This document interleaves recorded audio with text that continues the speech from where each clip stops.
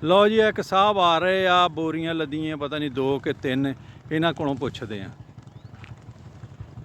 कि इन्हां नूं खाद आसानी नाल लभ गई किद्दां लभी जो भी गल करदे आ। भाजी 1 मिनट खड़े होया जे 1 मिनट खलोवो तो सही। अस्सलाम वालेकुम तुहाडा नां की है? सलीम साहब किहड़े पिंड दे आ? मनतां वाली चौक फुल्लरवन तो खाद लैण आए मन वाले नहीं लभी ते इत्थों की भाव लभी है? 2000 नूं ते किन्नियां बोरियां लभियां?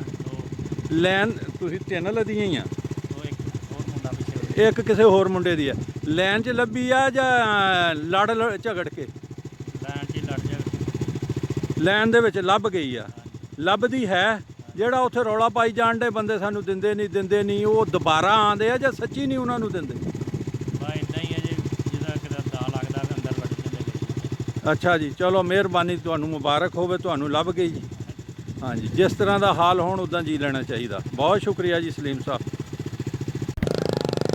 ਸਲੀਮ ਦੇ ਮੋਟਰਸਾਈਕਲ ਦੇ ਪਿੱਛੇ ਵੀ ਸਲੀਮ ਲਿਖਿਆ LEW 2572।